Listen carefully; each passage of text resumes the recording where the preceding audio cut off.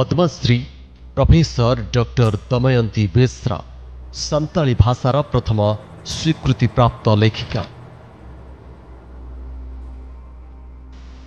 जीवनर अनेक प्रतिकूल परिस्थिति को सामना करी सफलता साउंटुथिबा जणे अध्यापिका एवं लेखिका।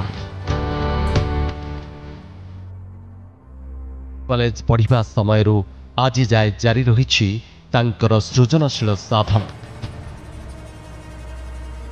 उभय संताली एवं ओडिया भाषारे लेखनी चालना करी सृष्टि करिछंती अनेक काव्य कविता और गद्य साहित्य पाइछंती केंद्र साहित्य एकाडेमी और पद्मश्री भली अनेक सम्मान पुरस्कार तथा पाठकीय श्रद्धा।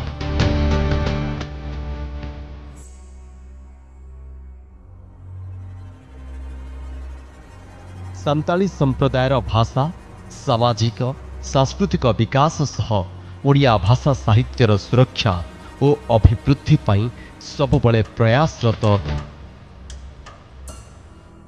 श्रीमती बेसरा को अर्गस युव प्रतिभा सम्मानर जूरी भाव पाई आमे निजकू धन्य मने करुछु।